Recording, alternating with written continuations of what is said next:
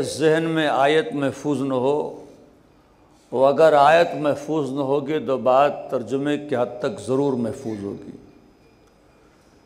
और यकीन जानिए ये सब सदका है इस फ़र्श मजलिस का। मैं अक्सर कहता हूँ और आज भी कहूँगा, और शायद इसके पहले भी मैंने कहा कि इस फ़र्श आज़ा के तुफ़ैल में जितनी मालूमात आज हमारे यहाँ बच्चों को हासिल है, इतनी मालूमात उनके यहाँ बड़े बड़ों को हासिल नहीं है। लिहाजा ये फ़र्श आज़ा और ये अज़ा खाना और ये मजलिस बहुत ही मुहतरम चीज़ें हैं और बहुत ही बाबरकत चीज़ें हैं। तो आयत महफूज न होगी तो बात तर्जुमे की हद तक ज़रूर महफूज होगी। अल्लाह फरमा रहा है कि बस हमने ये इरादा कर लिया है। क्या इरादा कर लिया है माबूद कि अहले बैत रसूल तुमसे रिस्क को यानी नजासत को दूर रखे और तुम्हें पाक और पाकीज़ा और तय्यब व ताहिर रखे, उसी तरह जिस तरह पाक व पाकीज़ा और तय्यब व ताहिर रखने का हक़ है। अल्लाह ने अहले बैत से नजासत को दूर रखा है। जब कभी हम ये पढ़ते हैं तो अक्सर सवाल होता है कि अहले बैत से नजासत दूर है। मैंने कहा बेशक दूर है। कहा कितनी दूर है? अब ये अजीब ज़माना है, वाज़ेह मसाइल पर दलीलें पूछी जा रही हैं। कज़ाब दूर है तो हमें मालूम है, मगर कितनी दूर रखा? तो अल्हम्दुलिल्लाह ये मिंबर का सदका है कि इस तरह के जब सवालात दुश्मन अहले बैत उठाता है तो जवाब मौला खुद अता करते। कहा आप कितनी दूर है? तो हमने कहा क्या आपने अल्लाह का करीब समझ लिया? पहले आप अल्लाह का करीब समझिए, फिर आप दूर समझेंगे। का क्या मतलब?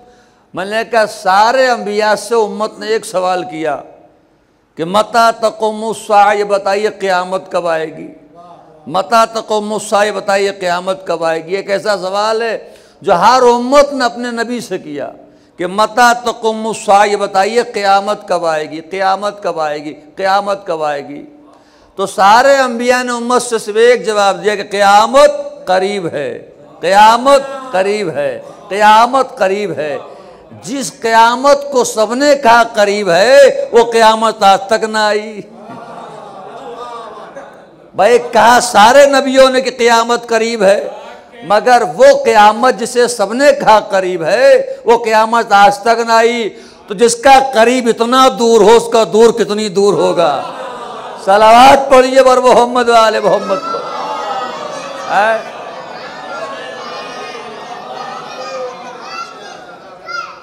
अब ये तो सब पढ़ते हैं, मैंने पढ़ दिया। आइए आज की इस मजलिस में दो लफ्ज़ों पर गौर करें। एक तो लफ्ज़ इरादा है और दूसरा लफ्ज़ अहले बैत है। अल्लाह फरमा रहा है कि हमने इरादा कर लिया। इरादा है क्या? इरादे इलाही का मतलब क्या है? देखिए मैं फ़लसफ़े के बहस में जाना नहीं चाह रहा हूँ, इसलिए कि जब मैं सामने के बात नहीं समझा पाता हूँ तो फ़लसफ़ा कहाँ से समझाऊँगा? वरना वो इरादे के दो किस्में हैं, तशरीह और तकवीनी, वो अलग बहस है। सवाल ये कि इरादा कहते किसे हैं? मैं कुरान मजीद की आयत पढ़ूंगा, करूंगा तर्जुमा, बात आप खुद समझिएगा।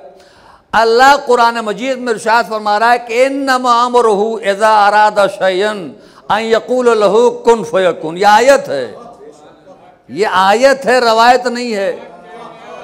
अल्लाह का बयान है, किसी मुल्ला का फरमान नहीं है।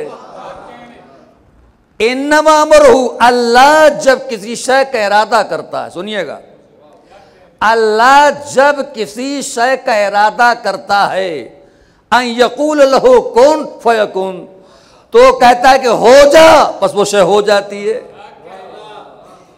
इरादे इलाही का मतलब क्या है? इरादे इलाही का मतलब यह है कि वो कहता है कुन, हो जा। इधर लफ्ज़ कुन कहा, इधर शय वजूद में आ गई।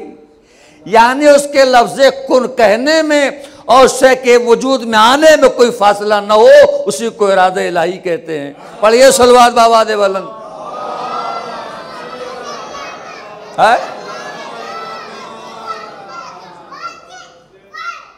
जब अल्लाह किसी शय का इरादा करता है तो कहता है कि हो जा, तो वो शय हो जाती है।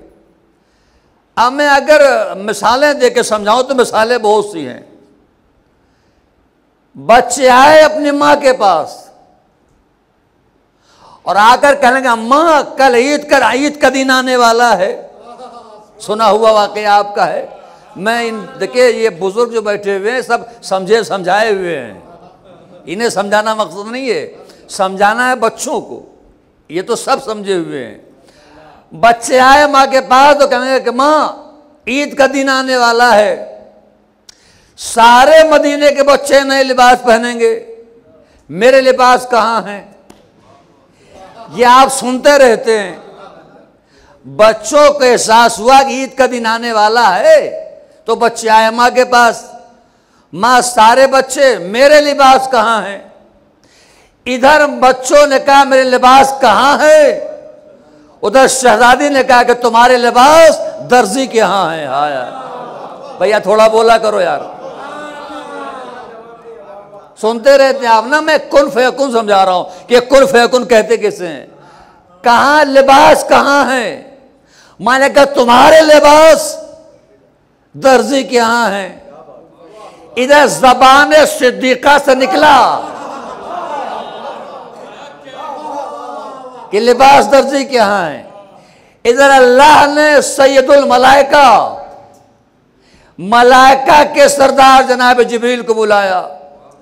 अब बुलाने के बाद कहा कि जिब्रील हमारा इरादा यह है कि हम तुम्हें तरक्की दे दें। हाय हाय, जो समझ गया वो सलवात बोले बाबा दे बलन। हाय हाय हाय, हमारा इरादा यह है कि हम तुम्हें तरक्की दे दें। कहा माबूद जैसी तेरी मर्जी। सुनते रहते हैं आप। का ये लिबास लेके जाओ।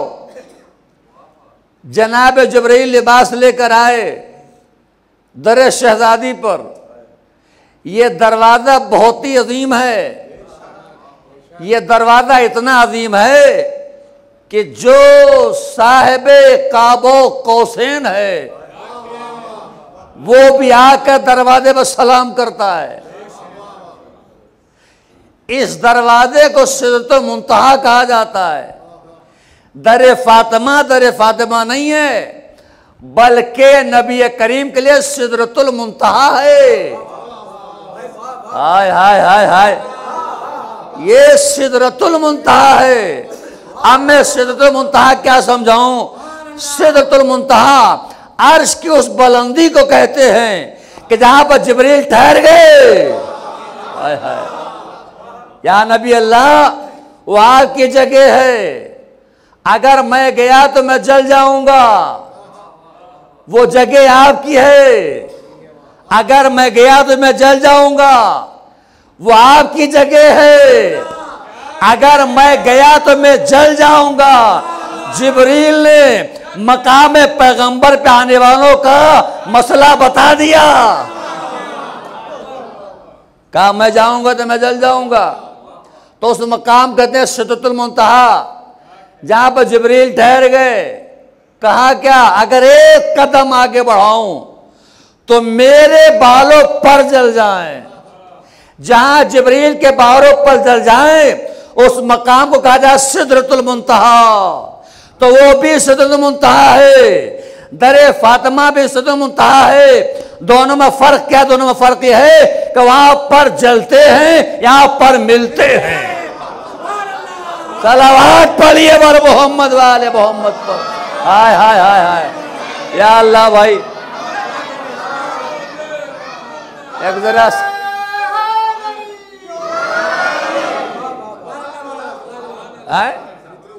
कहा जाओ लेके जाओ। आए जिब्रील अमीन लिबास लेकर दक्कुल बात किया। अंदर से शहजादी फिजा ने कहा मन अंता, तू कौन है? किसने कहा? शहजादी फिजा ने। हम जनाब फिजा को कनीज नहीं कहते, इसलिए कि जिसे नबियों का सरदार बेटी कहे। सो हमारी जुर्रत क्या है कि हम कनीज कहें। तो उनके लिए कनीज थी, हमारे लिए शहजादी हैं। कहा मनंता तू कौन है, सुनिएगा, मनंता तू कौन है। आने वाले ने कहा ना खैयातुल हसनैन, मैं हसनैन का दर्जी हूं। जब तक मजमा बोलेगा नहीं मजा नहीं आएगा। कहा मनंता तो कौन है, कहा ना खैयातुल हसनैन, मैं हसनैन का दर्जी हूं। थोड़ा लहजा फिजा का और बुलंद हुआ, मनंता तो कौन है। फिर जबरील ने कहा ना खैयातुल हसनैन, मैं हसनैन का दर्जी हूं। लहजा और जरा बुलंद हुआ, मनंता तो कौन है। फिर जबरील ने कहा ना खैयातुल हसनैन, मैं हसनैन का दर्जी हूं। जनाबे फिजा ने 3 मरतबा पूछा, मनंता तो कौन है, मनंता तो कौन है। काश मैं समझा पाऊं मजमे को, मनंता तो कौन है। और तीनों मरतबा जवाब में जिब्रील ने क्या कहा, अना खैयातुल हसनैन, अना खैयातुल हसनैन, अना खैयातुल हसनैन, मैं हसनैन का दर्जी हूं, मैं हसनैन का दर्जी हूं। जिब्रील इसके अलावा भी तो आप कुछ हैं। खैयातुल हसनैन के अलावा भी तो आप कुछ हैं। भाई मैं आऊं आपके दरवाजे पर, मैं करूं दक्कुल बाप, अंदर दरवाजे आप कौन, मैं कहूंगा अस्करी खान। फिर आवाज है कि मनंता आप कौन, मैं कहूंगा अस्कर मोहम्मद अस्करी खान। फिर आवाज है आप कौन, मैं कहूंगा मौलाना मोहम्मद अस्करी खान। तो तारों में मैं अपने लफ्जों को, अलकाबात को बदलता जाऊंगा कि शायद आप समझ जाएं, शायद आप समझ जाएं। हाय हाय हाय हाय हाय, शायद आप बात समझ जाएं। यानी जितनी मर्तबा पूछा जाएगा अलकाम में जरा इजाफा होता जाएगा।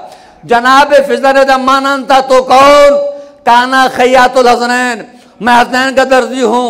आज जबरील आप सैयदुल मलाइका भी तो हैं, अमीन वही इलाही भी तो हैं, मासूम फरिश्ते भी तो हैं। आप अलकाम क्यों नहीं बदलते। क्या तुम्हें पता नहीं है हम तुम्हारे जैसे नहीं हैं, खताकार हम मासूम हैं। हमें पता है अगर हमने बदल दिया तो हम मुस्तहक़े लान बन जाएंगे। सलावत पढ़िए बर मोहम्मद वाले मोहम्मद पर।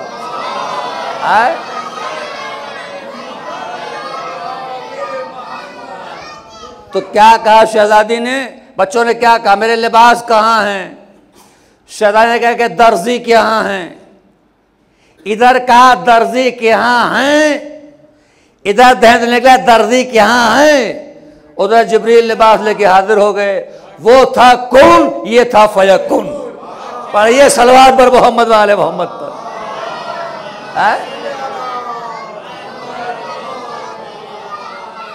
अच्छा बात शराबी भी वादे नहीं हुई। मैं एक मिसाल और बदलूं। जमाना है इमाम रज़ाए गरीब का, सलवात पढ़िए इमाम की अजमत पर।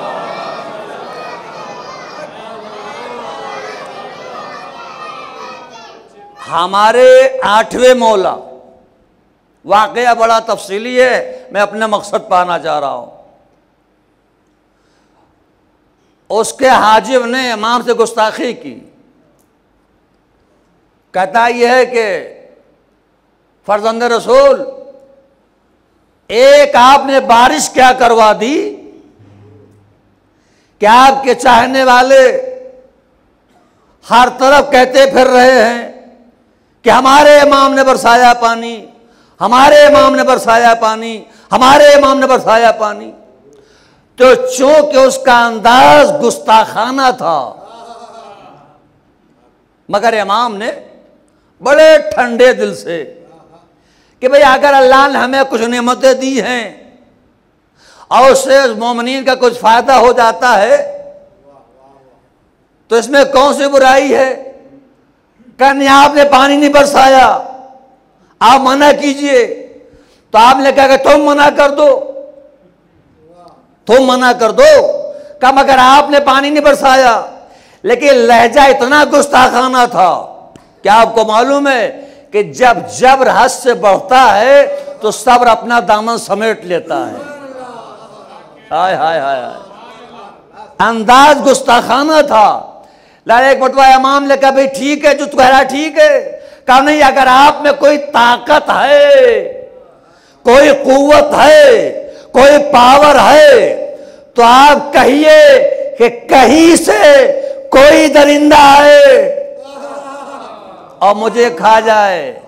नहीं, आपने गौर नहीं किया।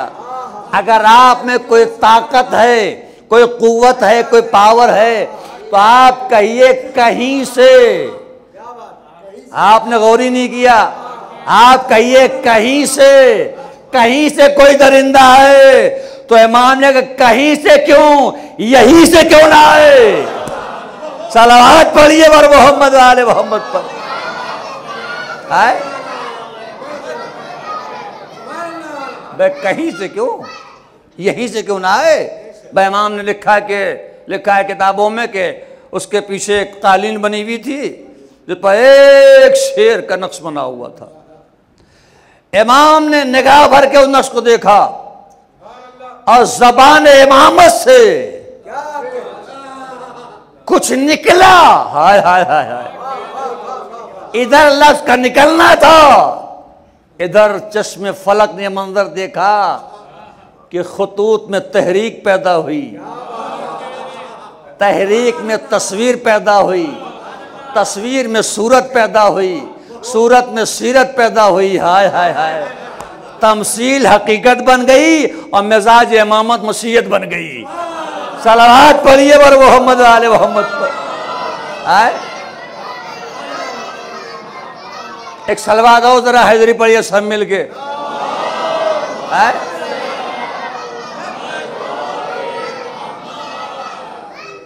तो इधर इमाम ने कहा हो जा, लफ्ज कुन निकला और एक मर्तबा शेर पैकर के काले में ढल गया। तो इरादा क्या है कि इधर इरादा करे, जिस शय का इरादा करे उसमें और शय के होने में फासला न हो, इसे कहते इरादा। तो अब अल्लाह का इरादा क्या है? क्या है अहले बैत रसूल तुमसे रिस्क दूर रखे। अहले बैत के मामले में हमारे दोस्तों ने बड़ा दायरा वसी कर दिया, बड़ा वसी कर दिया। जिसे देखो सबको डाल दिया अहले बैत में, असहाब अहले बैत में, अज़वाज अहले बैत में, ये भी अहले बैत में, वो भी अहले बैत में, ये भी अहले बैत में। लेकिन अगर मैं चाहूं तो कुरान की आयतों की रोशनी में जिन जिन को लोगों ने अहले बैत में डाला है, हम उन्हें सबको निकाल दें। कहता असहाब अहले बैत में हैं। मैं आपकी खिदमत में एक इशारा करूंगा, समझ लीजिएगा। एक सूरा है कुरान का, सूरह बरात या सूरह तौबा, नाज़िल हुआ। अल्लाह ने किसी को दिया, खलीफे अव्वल को, क्या आप ले जाए इसकी तबलीग के लिए। लेकिन वो सूरा लेके चले, इधर पैगाम आया, ए मेरे हबीब, या आप जाए या वो जाए जो आपके अहले बैत में से हो। हाय हाय हाय हाय। भैया सलवात पढ़िए वर मोहम्मद वाले मोहम्मद पर। यही है ना।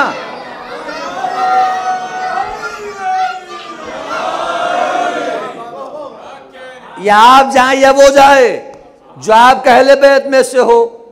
तो आपने बुलाया मौला अली को, या अली जाओ सूरा ले लो और जाके तबलीग करो।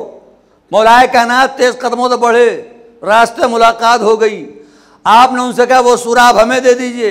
कहा क्यों? कहा अल्लाह का पैगाम आया है, या तो तुम जाओ या वो जाए जो आपके अहले बैत में से हो। उन्हीं ने सूरा इनके हवाले किया। अगर ये भी अहले बैत में से थे तो कहना चाहिए था, मगर बड़ी खामोशी दे दिया और वापस आए हुजूर के पास। कहा हल नज़ल बी शैउन, या रसूल अल्लाह, क्या हमारे लिए कुछ नाजिल हुआ है? कहनी आपके लिए कुछ नाजिल नहीं हुआ है। अल्लाह ने कहा या तुम जाओ या वो जाए अहले बैत में से हो। तो मैंने अली को भेज दिया। अब आप जरा कीजिएगा गौर, बड़ी तवज्जो तलब बात है। इन्हें भेजा था तबलीग के लिए, पैगाम आया या आप जाएं या वो जाए जो आपके अहले बैत में से हो। नबी ने इन्हें वापस बुला लिया। ये है कौन? का सहाबा में सबसे अफजल। सहाबाए किराम में सबसे अफजल, काश मेरा मजमा मुतवज्जे हो जाए, जिन साहब को भेजा था तबलीग के सूरह तौबा के लिए, वो सहाबाए किराम में सबसे अफजल, सबसे आला, सबसे बरतर नबी करीम ने जो सबसे आला था उसी को बुला लिया, ताकि जाहिलों को पता चल जाए जब आला अहले बैत में से न हुआ तो पस्त अहले बैत में कैसे होगा। सलावत पढ़िए पर मोहम्मद वाले मोहम्मद पर। गौर करें। और यही लोगों ने अकीदा बना लिया, हदीस गढ़ ली कि साहब ये अफजल हैं और सबसे अफजल हैं और कायनात में इनसे अफजल कोई है ही नहीं है। बड़ा मशहूर वाकया है, हारून रशीद ने बहलोल को बुलाया, कहा बहलोल तुमने एक हदीस सुनी है? कहा कौन सी हदीस? का जिसमें हुजूर ने फरमाया है कि सारी पूरी उम्मत के अमाल, पूरी उम्मत के अमाल अगर तराजू के एक पल्ले में रख दिया जाए और इनके अमाल तराजू के दूसरे पल्ले में रख दिया जाए तो सरकार ने फरमाया है कि इनके तराजू का पल्ला भारी होगा। उम्मत के सारे अमाल एक तराजू के पल्ले पर और इनके दूसरे पर, तो इनका वाला पल्ला भारी होगा। यह हदीस बहलोल तुम तक पहुंची? कहां पहुंची? क्या बताओ हदीस गलत है कि सही है? क्या हारून हदीस गलत है? अगला फिक्रा भाई, क्या हारून हदीस गलत है? उसने कहा नहीं हदीस सही है। तो कहा अगर हदीस सही है तो तराजू खराब है। पढ़ ले सलवात पर मोहम्मद आले मोहम्मद पर।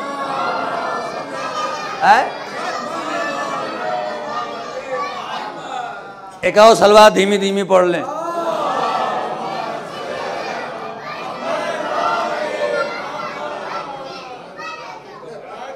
तो ये रवायत आयत सुनिए, सारे साहबा अहले बैत में पढ़ो कुरान।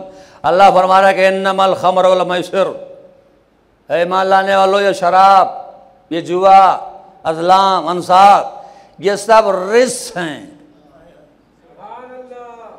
तो पहला जुमला क्या है? इन्नमल खमर, खमर कहते शराब को। अल्लाह ने शराब को रिस कहा है, शराब को नजिस कहा है। शराब है रिस, रिस है अहले बैत से दूर। शराब को रिस कहा अल्लाह ने, आयत है ना। तो शराब है रिस। हम किसी पीने वाले को अहले बैत के चाहने वालों के फहरिस्त में नहीं रखते।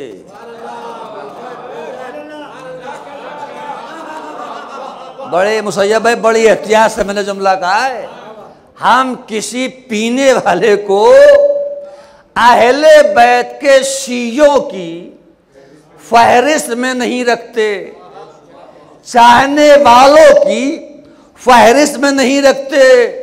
तो किसी को क्या हक पहुंचता है कि किसी पीने वाले को अहले बैत में शामिल कर दे? पढ़िए सलवात तो मैं अर्ज करूं, बात वाज़ेह हो रही है नहीं हो रही है? भाई कोई अगर पीने वाला, हम शिया नहीं मानते, तो जब हम शिया नहीं मानते तो किसी को क्या हक पहुंचता है किसी पीने वाले को अहले बैत में? क्या मुझे याद दिलाना पड़ेगा? भरा दरबार है, हाकिम बैठा हुआ है तख्त पर, नाम नहीं बताऊंगा। हाकिम कौन था पूछते रह जाइएगा, पूरी उम्र गुजर जाएगी, नाम नहीं बताऊंगा। बेटा गिरफ्तार होके आया है, जो गिरफ्तार होके आया उसका रिश्ता हाकिम से क्या है? क्या बाप और बेटे का। गिरफ्तार होके बेटा आया, अदालत बड़ी मशहूर है जनाब इनकी, इनकी अदालत बड़ी मशहूर है। पढ़िए सलवात का वाकया सुनाऊं, इतनी मशहूर अदालत है। हमारे हिंदुस्तान के बहुत ही मशहूर सूफी गुजरे हैं, शमा नियाजी, बड़ी किताबें लिखी उन्होंने। इनकी अदालत की तारीफ लिखते हैं कि अदालत कितनी मशहूर थी उस जमाने में। लिखते हैं कि सरकार दो आलम बैठे थे और आपकी अदालत में एक मुकदमा पेश हुआ। एक था यहूदी, दूसरा था मुसलमान। अच्छा, जब मुसलमान था तो सहाबी भी रहा होगा भैया, सहाबी भी रहा होगा। तो एक था यहूदी, दूसरा था मुसलमान। जुमला बदल दूं शायद मजमा बोल दे। एक था अपनी पार्टी का आदमी, दूसरा था दूसरे पार्टी का आदमी, यहूदी और मुसलमान। अच्छा, हमारा फैसला कैसे होता है? हमारा फैसला तो एक सिगरेट पर बदल जाता है, एक चाय पर बदल जाता है, एक किसी ने खुश होकर सलाम कर दिया फौरन फैसला बदल जाता है। यहूदी और मुसलमान, सरकार की अदालत में मुकदमा पेश हुआ। सरकार दो आलम ने दोनों की बातों को सुना और सुनने के बाद फैसला यहूदी के हक में सुना दिया।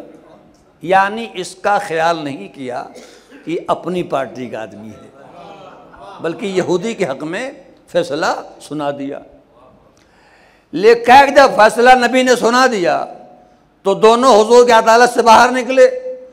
मुसलमान ने बढ़कर यहूदी का गिरबान पकड़ लिया, काम इस फैसले को नहीं मानेंगे। ये मुसलमान नहीं है, सहाबी भी है। कह क्या रहा है? हम नबी के फैसले को नहीं मानेंगे। अब आपके समझ में आया, अगर ऐसे सहाबी न होते तो आज दुनिया में वहाबी के वजूद न होता। कहा हम नहीं मानते, का फिर का वहां चलो। लगा मुसलमान यहूदी को पकड़ के ले आया इनके पास, दरबार सानी ला सानी में।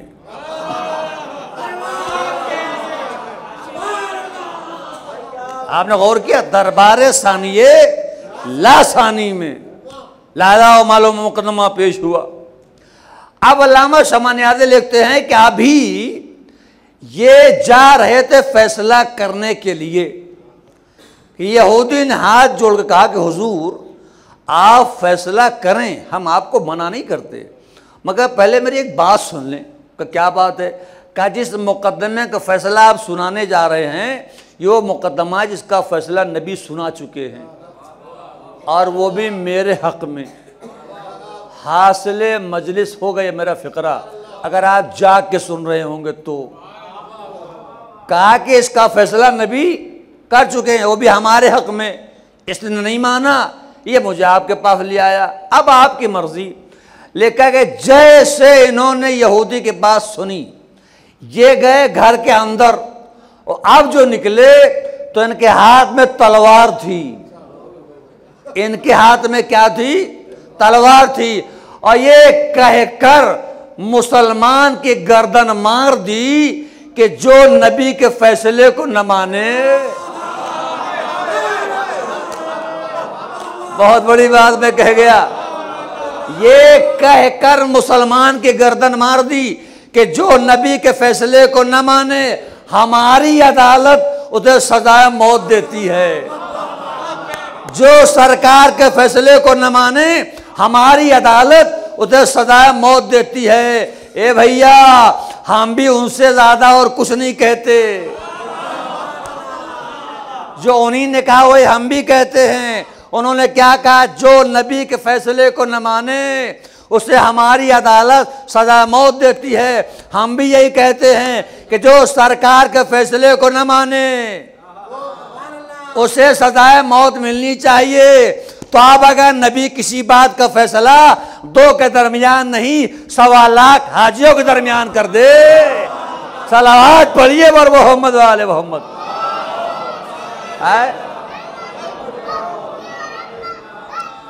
एक और सलवार जरा जोरदार भेज दे बाबा दे बोला।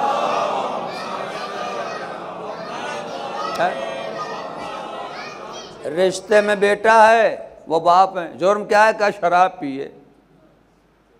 तो बाप ने बेटे से कहा तूने शराब पी है? उसने कहा हाँ पी है। ठीक है, घर का भेदी लंका ढाए। कहाँ पी है? कहीं से 80 कोड़े मारो। फिक्रा यही लिखा हुआ है कि जैसे कहा कि अल्लाह से 80 कोड़े मारो, वो एक मर्तबा बेटा खड़ा हो गया भरा दरबार है, और बेटा बमांगे दोहल कहता है कि कोड़ा मारे का हुक्म वो दे जिसने कभी शराब न पी हो। सलावत पढ़िए वर मोहम्मद वाले मोहम्मद। आए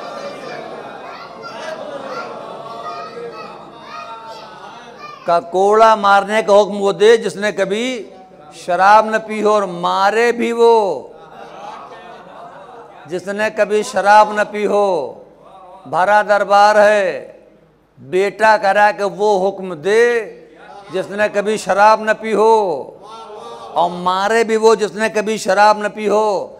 लिखा है कि लोग ऐसे सर झुकाए बैठे थे जैसे सर पर तायर बैठे हों, परिंदे बैठे हों। भाई एक मरतबा बीच से एक आवाज आई, बेटा हसन मैं अली तुझे हुक्म देता हूं, उससे कोड़े लगा।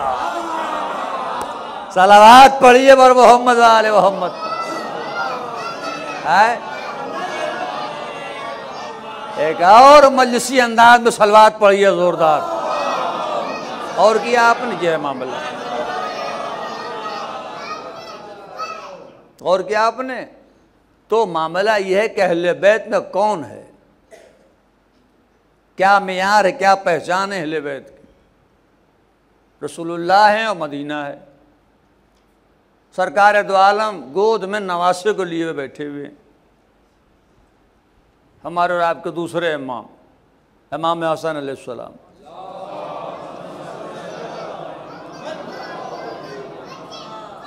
नाना नवासे को लेकर बैठा हुआ है।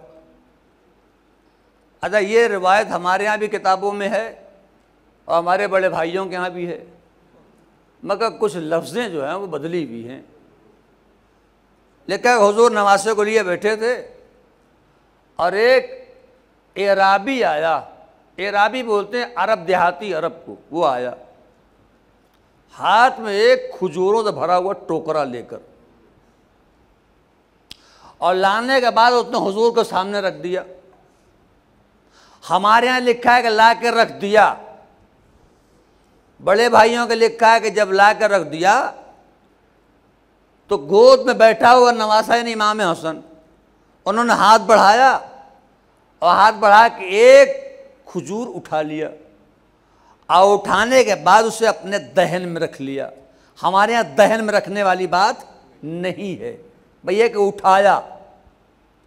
भाई एक बार हुजूर ने लाने वाले से पूछा, अहाद सदक़तुन अम हदियतुन, यही जुमले हैं कि ये जो तो खजूर लाया है ये सदक़े की खजूर है या हदिया है। तो लाने वाले ने कहा या रसूलल्लाह ये सदका है। जब आपने सुन लिया ये सदका है तो फौरन आपने इमाम हसन के हाथ से खजूर ले लिया, और लेने के बाद उसे टोकरे में डाल दिया, और डालने के बाद जो आपके पास बैठे थे उनके जानिब टोकरा बढ़ा दिया और कहा कुलू व खुजू, खाओ और लो और खाओ, लो और खाओ, खुजू व कुलू, लो और खाओ। उठाया सामने उनके कर दिया, कहा लो और खाओ, और वो खाने लगे। वो खाने लगे। उन्हें पूछना चाहिए था, या रसूलल्लाह जो खुरमा आप नवासे को खाने नहीं देते आप हमें क्यों दे रहे हैं? मगर उन्होंने नहीं पूछा। क्यों नहीं पूछा? इसलिए असहाब को मालूम था कि सदका इन पर हराम है, हम पर हलाल है। सलावत पढ़िए बर मोहम्मद वाले मोहम्मद पर। है एक और सलवात जरा जोरदार से मिल के पढ़िए बाबा ने बोला, ठीक है। मालूम था कि सदका इन पर हराम है और हम पर हलाल है। अब न पूछना हमसे कि अहले बैत में और असहाब में क्या फर्क है। बहुत बड़ा जुमला मैंने कहा, यूं ही रायगा चला गया। अब हमारे बच्चों से दुनिया न पूछे कि अहले बैत में और असहाब में क्या फर्क है, पहले तुम बताओ हराम और हलाल में क्या फर्क है। सलावत पढ़िए बर मोहम्मद वाले मोहम्मद पर। है आपने गौर किया? तो ये इमाम हसन अलैहिस्सलाम है। अब सवाल ये पैदा होता है कि लोग कहते हैं साहब उठाया क्यों था? उठाया इसलिए था कि ताकि आपको पता चल जाए कि आल और असहाब में क्या फ़र्क है। देखिए, हमसे लोग कहते हैं आप इनका तस्करा नहीं करते, उनका नहीं करते, इनका, हम तो सबका कर देते हैं भाई। मगर मसला ये है कि कुछ तारीख में नाम ऐसे हैं कि अगर हम लेते हैं तो लोग नाराज़ होते हैं, लिहाजा हम एहतियात करते हैं, नाम नहीं लेते। मगर जो लोग नाम लेने से नाराज़ होते हैं उन्हें सोचना चाहिए कि जिन नामों से आप इतना नाराज़ होते हैं उन नामों से अल्लाह कितना नाराज़ होता हो। नहीं पहुंची बात, सलवात पढ़िए बाबा दे बलन।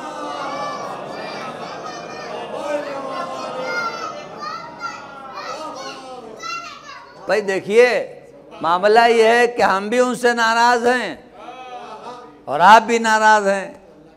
नाराज़ हम भी उनसे हैं और आप भी नाराज़ हैं। बस फ़र्क ये है कि आप नाम से नाराज़ हैं, हम काम से नाराज़ हैं। तस्करा सबका कर देते हो, यही इल्ज़ाम हम पर लगाते हैं लोग, साहब ये शिया वो हैं जो रसूलुल्लाह के बाद सिर्फ़ और सिर्फ अहले बैत को मानते हैं।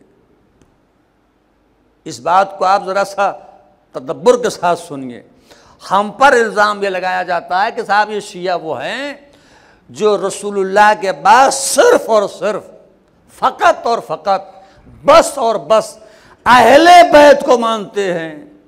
तो मैं अक्सर मंजिल जवाब में कह दिया करता हूँ कि जिस बात को आप बउनवान इल्ज़ाम पेश कर रहे हैं, इंशाअल्लाह यही आपका इल्ज़ाम हमें जन्नत में ले जाएगा। अगर यही अंदाज है सुनने का तो भी अल्लाह ही खैर करे आपका। जिस बात को आप बउनवान इल्ज़ाम पेश करते हैं, यही इल्ज़ाम एक दिन हमें जन्नत तक ले जाएगा। मजमा पूछेगा मौलाना ये इल्ज़ाम हमें जन्नत तक कैसे ले जाएगा? मैंने कहा यूं ले जाएगा, जब हम और आप वहां पहुंचेंगे वो अल्लाह पूछेगा कि तुमने हमारे नबी के बाद किसको माना? तुमने हमारे नबी के बाद किसको माना?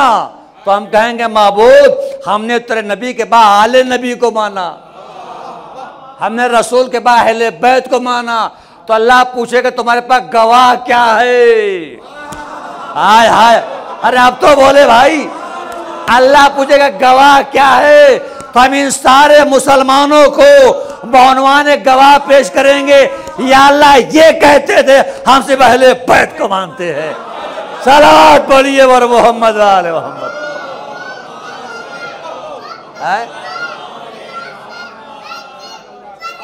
भाई गौर किया आपने? ये है मामला। इल्ज़ाम जन्नत तक ले जाएगा हमें। और ये बात ये कि साहब आप इनको नहीं मानते और उनको नहीं मानते, इनको नहीं मानते, उनको नहीं मानते, इनको नहीं मानते, हम सबको मानते। मगर ज़रा आप ये बताइए कि जिन जिन जिन को हम नहीं मानते,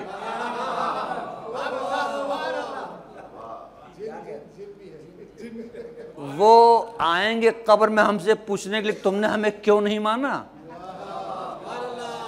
थोड़ा हुआ करते रहे भाई, 10 मिनट अभी मेरे पास है। क्या जिन जिन को हम नहीं मानते वो आएंगे कब्र में हमसे पूछने के लिए कि तुमने हमें क्यों नहीं माना? कब्र में तो आएंगे नहीं। अच्छा, जब वो मुनकिर नकीर सवाल करेंगे तो उस वक्त आएंगे कि तुमने हमें क्यों नहीं माना? हश्र में आएंगे कि तुमने हमें क्यों नहीं माना? सराते मुस्तकीम पर नजर आएंगे कि तुमने हमें क्यों नहीं माना? जब कौसर का जाम बट रहा होगा तो आएंगे पूछने के लिए तुमने हमें क्यों नहीं माना? कहा नहीं आएंगे भाई, इसीलिए नहीं माना।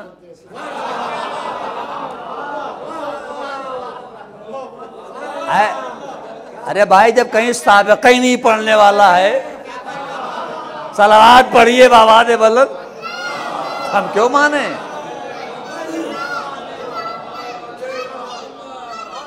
जब कहीं मुलाकात ही नहीं होगी, जब कहीं साबिक़ा ही नहीं पड़ेगा तो हमारा दिमाग खराब है, हम माने।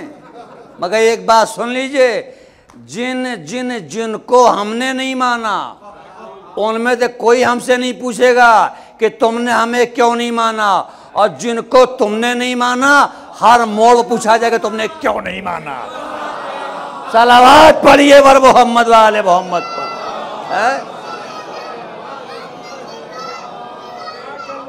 ये खामखा का इल्जाम है कि हम सहाबा को नहीं मानते और हम इनको नहीं मानते। हम सबको मानते भाई।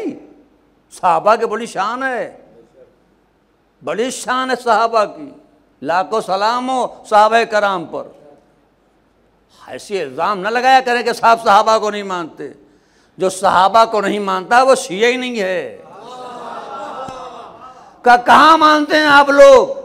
आप ही के मौलवी पढ़ते हैं कि सहाबा सरकार को खैबर में छोड़ के भाग गए। हमने कहा गलत है, सहाबा नहीं भागे थे, मुनाफिक भागे थे। सलवात पढ़िए पर मोहम्मद वाले मोहम्मद है।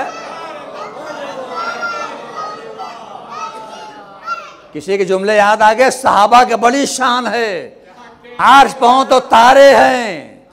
सुनिएगा, सहाबा के बड़ी शान है, आर्श पांव तो तारे हैं, फर्श पांव तो मस्जिद के मनारे हैं, और कुरान में हो तो कुरान के पारे हैं, और अहले बैत के साथ हो तो सब हमारे हैं।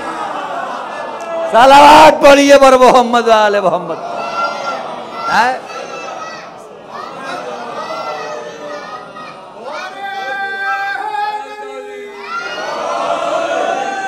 गौर किया आपने? इमाम हसन अलैहिस्सलाम ने बताया कि सहाबी किसे कहते हैं और अहले बैत किसे कहते हैं।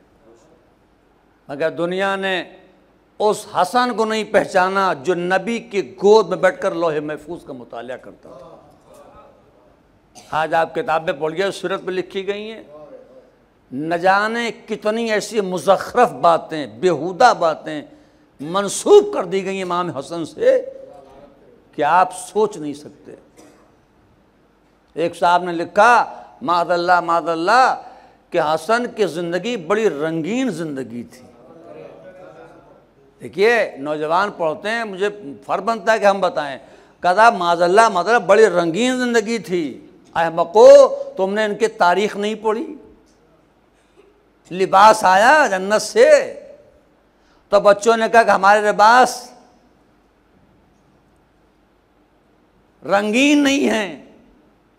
रंगीन लिबास की बच्चों ने जिद की तो बाजार से रंग आया। पानी वही मदीने का था, लिबास को डाला गया, दुनिया का रंग इनके लिबास पर न चढ़ा। हाय हाय हाय, अल्लाह जाने क्या सुना मजमे में, हमने क्या पढ़ा। भाई पूरी तारीख आपके सामने है कि जब कहा कि लाया गया रंग बाजार से लाया गया और पानी लाया गया लिबास को डाला गया, लिबास पर वो रंग न चढ़ा। जन्नत से लिबास रंग आया और कौसर का पानी आया, तब इनके लिबास पर रंग चढ़ा। अब इन जाहिलों को कौन बताए जिनके लिबास पर दुनिया का रंग नहीं चढ़ता, उनके किरदार पर दुनिया का रंग क्या चढ़ेगा। सलावत पढ़िए पर मोहम्मद वाले मोहम्मद है। उसी हसन के लिए हुजूर ने फरमाया कि हसन मिन्नी व अना मिन्हु, हसन मेरा मुझसे है और मैं हसन से हूँ। मेरे अजीज़ो, मेरा बयान इख्तिताम के मंजिलों से करीब हो गया है।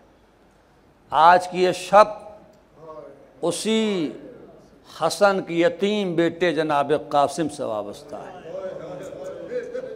और एक मुनासिबत और भी है, शब हफ्तुम आ गई ना, आज ही की शब से खैमे से एक आवाज़ आ रही है, आला ताश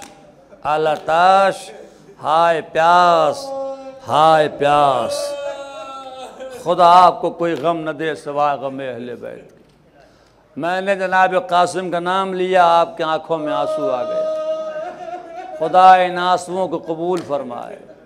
आइए शहजादी ज़हरा को उनके पोते का पुरसा दिया जाए।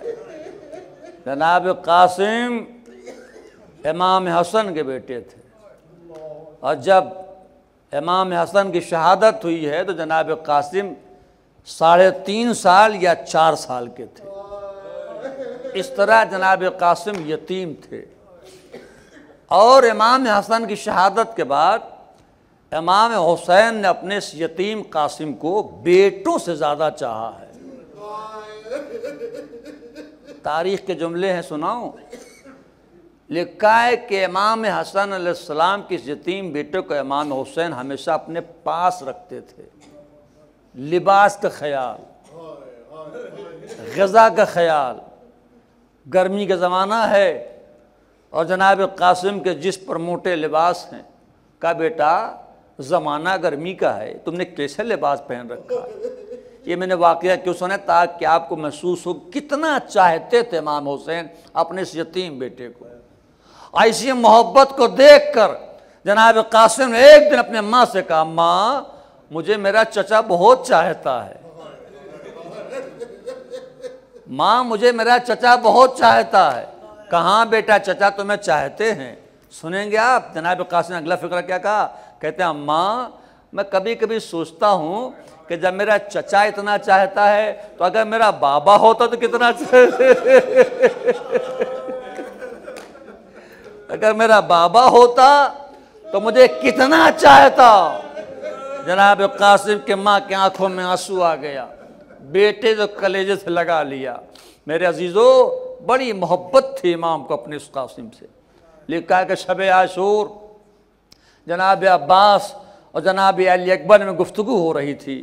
जनाब अली अकबर ने कहा कि चचा कल जब हंगामे कारजार गर्म होगा तो सबसे पहले हम मैदान में जाएंगे।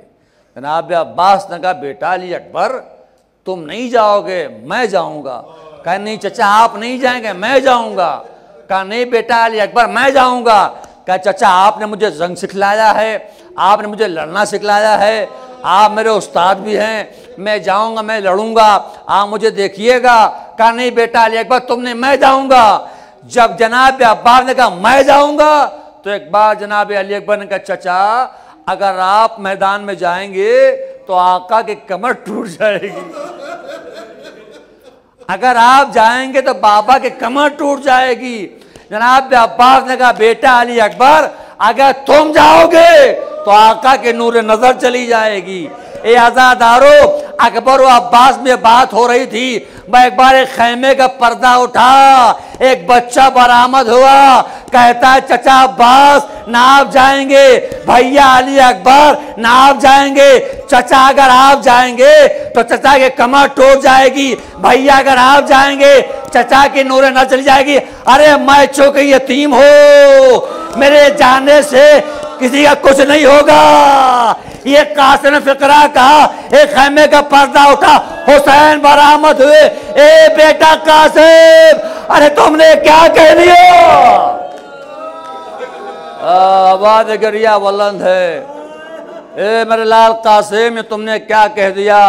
मैं तुझे अकबर से ज्यादा चाहता हूं। कलेजे से लगा लिया। अजीजों, आपको मालूम है कि हमारे यहाँ जो फुरवदीन हैं उनमें नमाज से लेकर हर चीज वाजिब है बालिग बच्चे पर। नमाज बालिग बच्चे पर, रोजा बालिग बच्चे पर, खुम्स बालिग बच्चे पर, ज़कात बालिग बच्चे पर, यानी इन तमाम आमाल को अदा करने के लिए बुलूग की शर्त है। जिस तरह नमाज के लिए बालिग होना शर्त है, इसी तरह जिहाद के लिए बालिग होना शर्त है। कमसिन बच्चे पर जिहाद साकित है, इसलिए कमसिन बच्चा अपने नफ्स का मालिक नहीं होता। मालिक या बाप होता है, और अगर बाप न हो तो दादा होता है, और या तो फिर इमाम होता है। चूंकि बालिग बच्चे पर जिहाद वाजिब है, नाबालिग पर साकित है। यही वजह थी और यही सबब था और यही बात थी जो करबला में जनाब कासिम को परेशान किए हुए थी। कहीं ऐसा न हो कि मेरी कमसनी मुझे जिहाद में जाने से रोक दे। लिहाजा कासिम मौका ढूंढ रहे थे, कोई मौका मिल जाए। जब चाचा से पूछूं, चाचा क्या मेरा नाम महज़र शहादत में है? ए अज़ादारो, यहां तक के वक्त मिल गया। आए और आने के बाद कहते हैं चाचा क्या मेरा नाम महज़र शहादत में है? तो इमाम ने फौरन जवाब नहीं दिया। इमाम ने पूछा बेटा कासिम शहादत तुम्हारे नजदीक कैसी है? कहा चचा शहद से ज्यादा शीरी है। जब ये जवाब सुन लिया तो इमाम ने कहे बेटा अरे तू रहा हादी है कि तेरे 6 माह के भैया असगर के भी नाम है।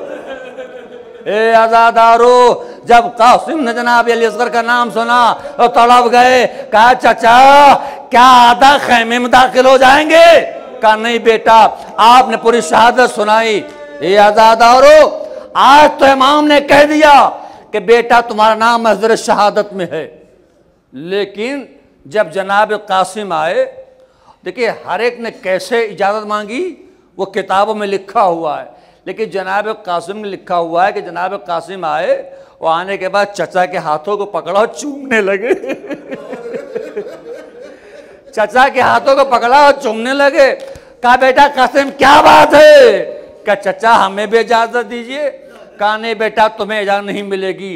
लिखा जब इजाज़त न मिली तो जनाब कासिम आए और एक खैमे के सामने सर झुका के बैठ गए और ज़ारो कतार रोने लगे। रोने की आवाज़ खैमे में माँ के कानों से टकराई। आवाज़ दे बेटा कासिम क्यों रो रहे हो? कहा माँ चचा के पास जाता हूँ तो चचा इजाज़त नहीं देते, आपके पास आता हूँ तो आप कहते हैं बेटा कासिम अभी तक मक्तल नहीं गए, तो माँ रोऊँ तो क्या करूँ? कहा अच्छा बेटा इजाज़त नहीं मिलती। कहा नहीं माँ, ये आज़ादारो सुना न जाएगा। जनाब कासिम के माँ ने सफ़ेद चादर ओढ़ी, ओढ़ने के बाद बेटे के हाथों को पकड़ा और उस खैमे में आई जहाँ हुजूर इमाम हुसैन बैठे थे। आने के बाद कहती हैं ए फर्जंद रसूल, क्या आपके नाना के शरीयत में बेवा की कुर्बानी कबूल नहीं है?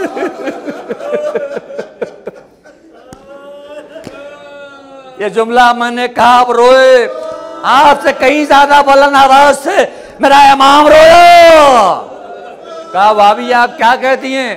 कहा आप इजाजत। कहा मैं क्या करूं, मेरा कासिम कमसिन है और उसके पास बाप नहीं है, जा कौन दे। मैं भी बैत उठा चुका हूँ, बाजा जब इजाज़त न मिली तो एक मंजिल वो भी आई। जनाब कासिम को याद आया कि मेरे बाबा ने मेरे बाजू में कुछ बांधा था, ये आज़ाद जब खोला तो तहरीर को बड़ा खुश हो गए। आए क्या चचा अब आप हमें इजाज़त दे देंगे? कहा बेटा क्या हुआ? तहरीर को सामने रख दिया। भाई ने भाई के तरह को देखा, अरे आंखों से लगाया, ए बेटा कासिम जाओ खुदा हाफिज़। हार बाब अदा जनाब कासिम को यहाँ मिल गई। लिखा है कि इमाम ने जनाब कासिम को खुद संवारा, अपने हाथों से लिबास पहनाया। लिखा है कि जनाब कासिम जो आए तो आपके जिस्म पर ज़रा नहीं थी। वजह यह है कि कम से कम बच्चों की ज़रा नहीं बनती थी, इसलिए आप बगैर ज़रा पहने हुए बाद में मसायब पढ़ चुका। जनाब कासिम मैदान में आए, वो आने के बाद आलीशान जंग की, आलीशान जंग की जनाब कासिम ने। लेकिन हाँ आज़ादारो, एक लम्हा वो भी आया कि हसन के यतीम बेटा घोड़े से जमीन पर आया, आवाज दिया माँ ए चचा मेरे मदद को आओ।